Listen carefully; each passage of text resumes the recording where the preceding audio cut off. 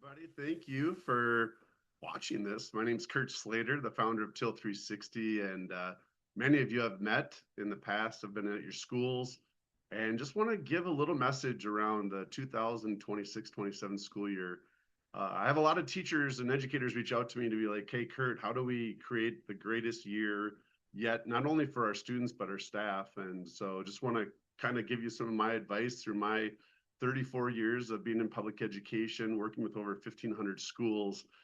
There's no magic solution, right? There's no magic recipe for success. It's a variety of combinations, but do want to go over a few things, just a friendly reminders of like how to be successful as a classroom teacher, but also how to have a strong team with the adults. So as you think about your students coming in, I know many of you have spent a lot of hours in your classroom and getting it all prepared. And I think that's great. But one thing I've found through my experience working with some really tough kids is that if we're able to leave a little bit of our room not set up and let the kids come in and have ownership of their classroom. And what I mean by that is that, if I bought you a brand new house and I went in, I decorated everything, you might not like some of the decorations or feel like maybe you don't have a sense of belonging. And one thing I know is that kids don't destroy things they help build.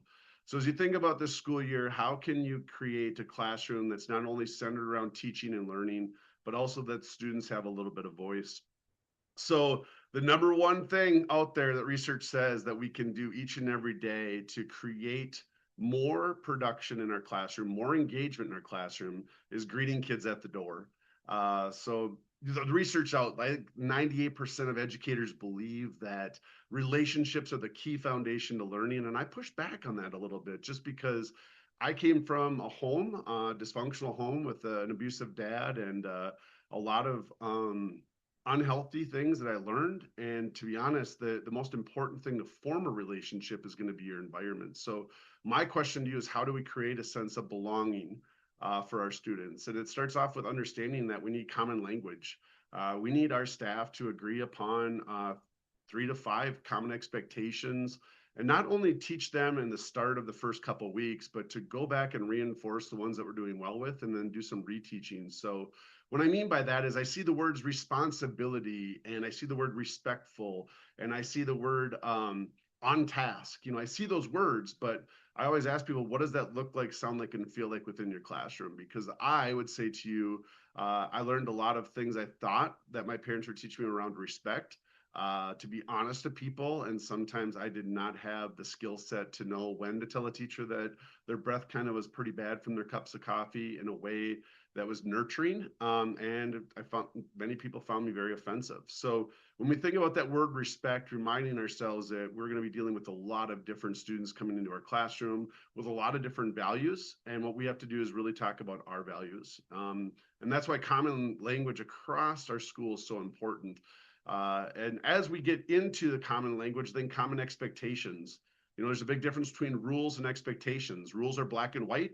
Expectations are a growth mindset. So yes, I know there's some hardcore rules that are in our handbooks, but when we talk about being on time and we talk about not blurting out and those call and responses, is make sure you give kids choices this year. As a teacher, as a person that presents to adults all the time, if I would ask the audience to raise their hand if they had a question or if they wanted to engage the conversation, usually I could be up there for 90 minutes and 1 or 2 people would raise their hands. But when I give them an opportunity to have a call and response with like an elbow partner or turn to your neighbor or write something down, what happens is that the engagement goes from about 1 or 2% up to like 80 and 90%. So as we think about the call and responses of some things that you can do, that's a huge thing. I also didn't want to forget, like when you greet kids at the door, make it personal. There's nothing better for me than to make it personal when I'm presenting. Is I see someone walking in, I'll be like, "Oh, thanks for coming in. Man, I love your tennis shoes." Or, "Wow, that's a really cool shirt you have on." And from there, it creates a conversation. So when we're out there greeting people at the door and we're looking at like, how do our kids come into our classroom each and every day? One of the things I challenge you is that some of you will say to me, "I don't have the time to greet kids at the door."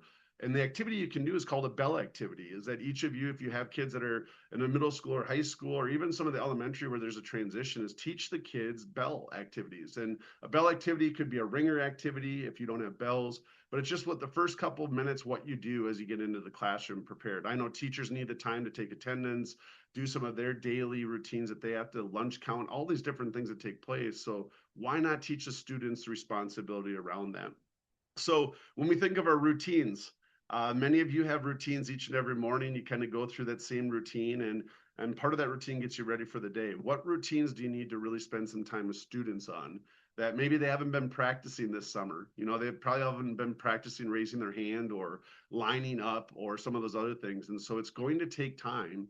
And if you have ever really looked at like how long it takes to create change, is for most students, they have to practice it between 8 and 9 times before they get it under their belt. And for kids where it's a new behavior, it's probably 28 to 30 times that they have to practice that. And so it's not like they just have to keep repeating it over and over again. They really have to practice it in the setting and those different pieces. So when we think about like how do we create an environment where kids have a sense of belonging, the best thing I can tell you to do is create some motivational things that you can do within your classroom.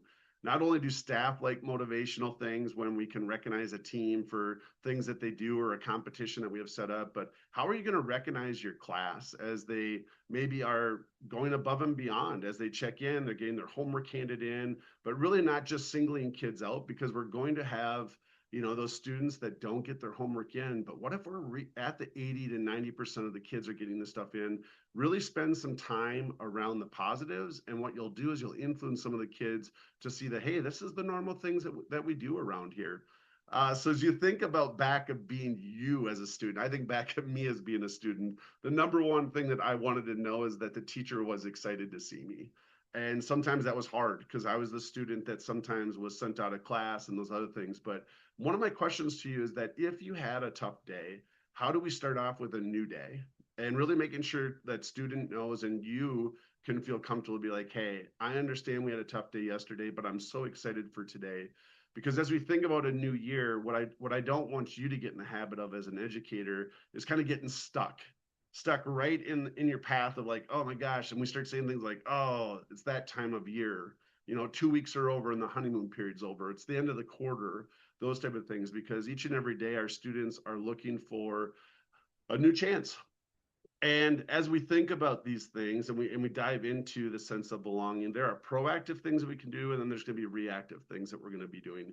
And that reactive piece really is, again, how are you going to restore a relationship when maybe a student has caused harm, not only to yourself, but to your class. And so spending some time with kids before that happens is really important. So as we think about this whole goal of the year or goal of the quarter, really with our students, it's important that we look at that. So as I talked a little bit about routines and some practices and proactive things, I also want to talk about like, how do we connect with some of those students that are not looking like they're engaged, or they are having some other issues going on? And one of the strategies that is out there is called banking time. It's finding students when they're successful. And somebody be like, oh, I don't know if the student's ever successful. They are.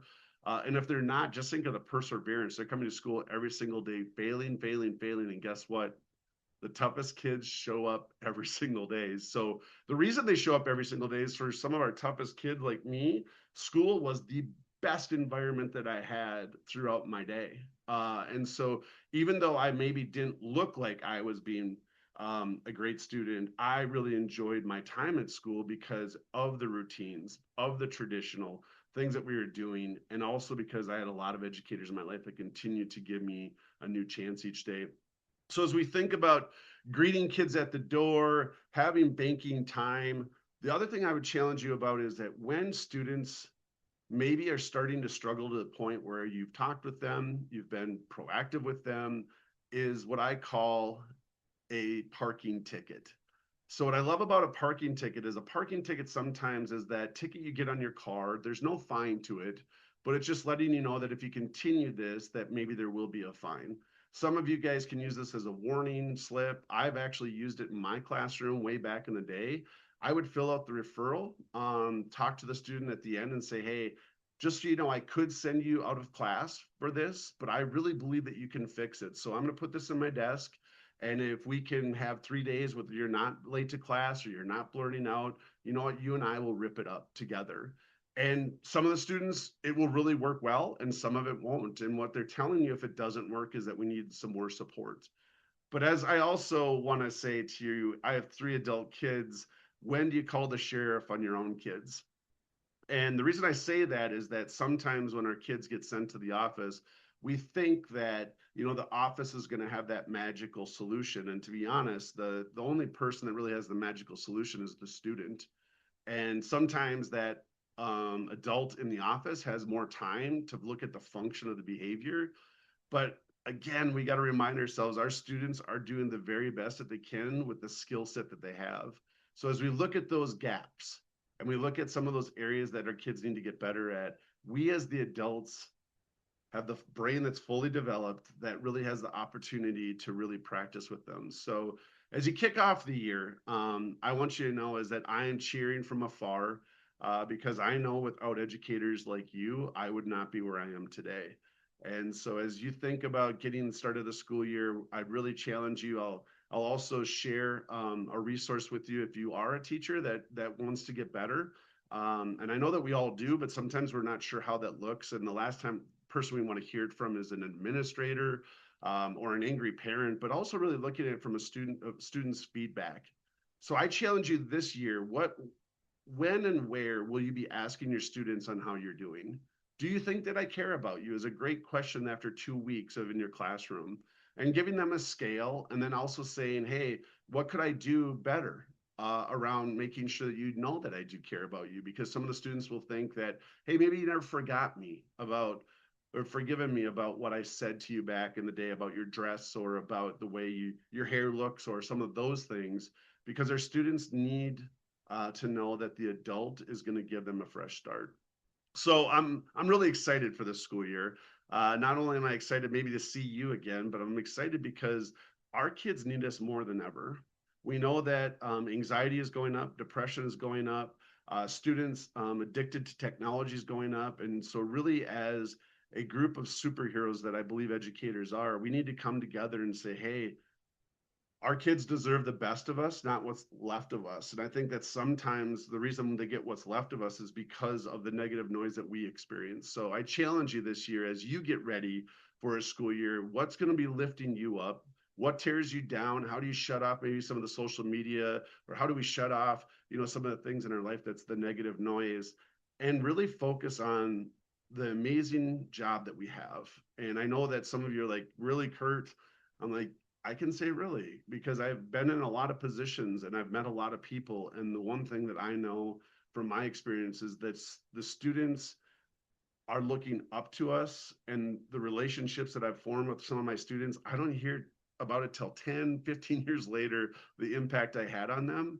But where else in life? I don't think a bank associate or someone that's working as a professional gets a client that comes back to him 10 years from now saying, wow, just so you know, you were really in my corner when my parents were getting divorced or when I was struggling at home or struggling with my mental health. So we have to take care of ourselves. And so, in all of this, as we talk about getting ready for that sense of belonging and some of those different things, I want you to know is that the answer is in our building. This is our all-star team. Many of you have been recruited. You went through interviews. You're on the team. So how do we create the strongest team? Because I know not one of us can do this on our own, but we definitely can do it with a team of people. So I want you to find your team. I want you to know that it at all, Tilt 360 can help you. You can go to tilt360.com and send me an email or a message, and I will support you in whatever way I possibly can. And so as I get ended with this, I'll also say, hey, challenge each other. What's your favorite walk-up song? If you could have any song that plays as you go into a classroom or the kids show up, what song would that be for you? So I know that I love We Are Family. And it's one of those things where I don't have it on my phone right now, but I definitely know that if you don't know the song, you should look it up because it's pretty good. So as we get ready for the school year, remind yourselves, do your best and let the rest go. Thank you so much, and keep fighting for kids.